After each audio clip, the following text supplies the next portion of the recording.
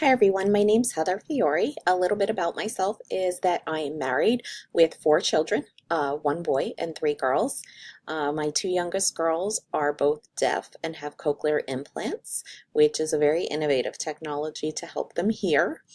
I have been a media specialist for the past 23 years.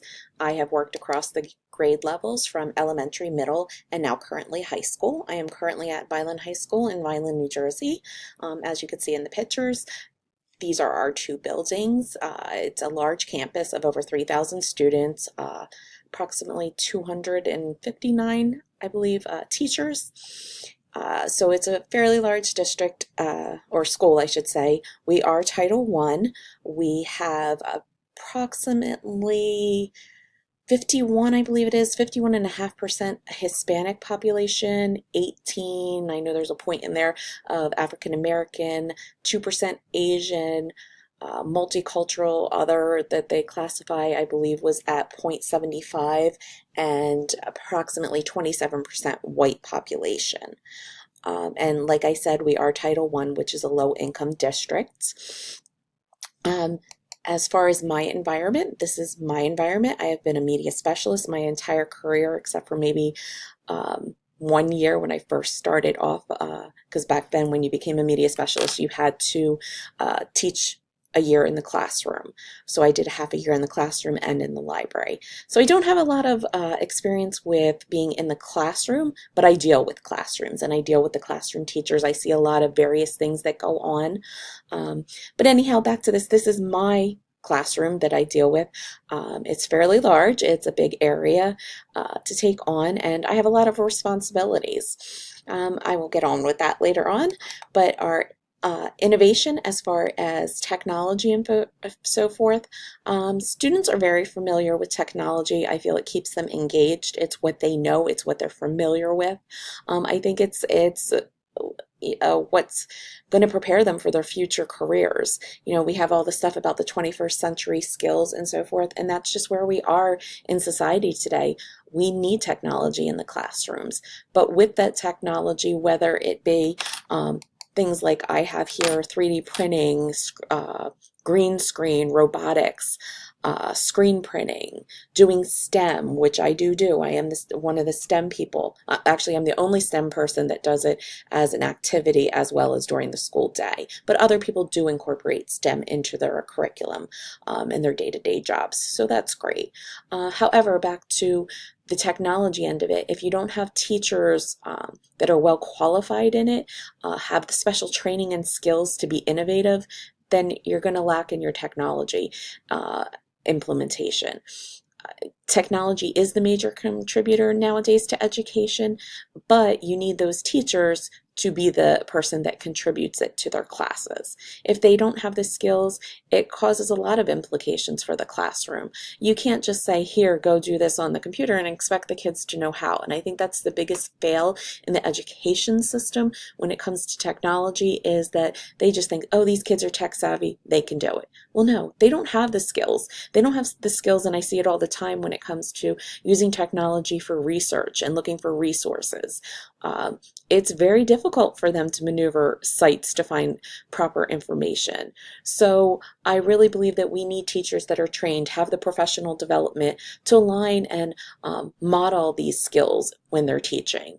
And support, the innovative ideas that our districts, our states are trying to implement for our students. Some of the things that go along with technology that maybe are not so good is that not every kid has equal access to this, especially in a low-income district like we are. I know a lot of kids don't have devices. I know of kids that don't even have a phone, which some areas think that, like, wow, how can you not have a phone? Well, these families can't afford that. Also, I believe that there's a bit of a disconnect for students when they're on technology. They don't have that social interaction that is needed for future careers. You see a lot of their faces in phones. You don't see them interacting the way I may have interacted when I was younger in school. So those are some things that I think are critical to the implementation of innovative ideas and technology. As far as personal critique of technology resources, I'm the technology person pretty much in this building. We do have a tech on campus. However, when he's not here, I am the person they go to. Uh, I am the tech for Google, and when I mean that, I mean like our Google Classroom and so forth. If kids can't get on, I have to take care of addressing those issues and helping them. Not only do I teach them how to use it, but I'm also the person behind the scenes making sure they can get on and do all the work. We also have what's called Genesis. If you're not familiar with that, that's where our grading and our students could check out the portal to see their grades, assignments, and so forth. I am the person that maintains that as well on the school level. So I am constantly resetting passwords, showing kids how to get on. I also am, like I mentioned earlier, the STEM person, so I do a lot of makerspace stuff. I manage all our Chrome carts and library technology. We have over 30 Chrome carts that are just within one building that I manage to make sure that they're working, operating, and going to the proper teachers to utilize for technology within the classroom. I think the biggest critique I have for myself is that I don't get to work as much hand on hand with the kids, and I miss that. I don't get the one-on-ones classroom time. It's specific, and I'm there to address exactly what the teacher needs. I don't get to do the fun implementing of some of the things, except when I'm in my STEM area, which it's hard with the kids having, their subjects. It's basically the STEM part is either after school, before school, or during a lunch period. So I think time is crucial to me personally, to be able to help them, as the sign says, support them, give them advice and guidance and assistance. I kind of do all those things, but I don't have the time, nor do I have the staffing. We went from a library of 2 librarians and 2 assistants to just me. So that's the other thing that I would definitely say is needed, that will improve my practice, is having somebody else to help out so that it increases my time of availability for other things like implementing these innovative ideas into the classroom and with the teachers. A lot of times it's quick collaboration, come up with something, we go back and forth through email, and that's it, because I don't have the time to sit there and spend with each teacher. Of course, with a staff of 259 teachers, it's a little hard. So on to, as far as how will funding affect what I need as far as my current practice? Well, our current situation is we're a $14 million deficit. As you can see, the guy's going up this arrow and trying to keep that arrow pointing up. That's what it's been for the past, I'd say, 5 years, and that arrow just keeps pointing down worse and worse each year. This year has probably been the worst. We have cut several libraries within the district. I am lucky that at the high school level I am definitely needed, and they have kept us. But with that type of deficit, you just don't know. I can't get any extra help. I can't get an aide or another librarian to be in here to help. So with those things happening, it does affect technology and implementing new innovative ideas, because unfortunately with innovative ideas, a lot of times there is a cost.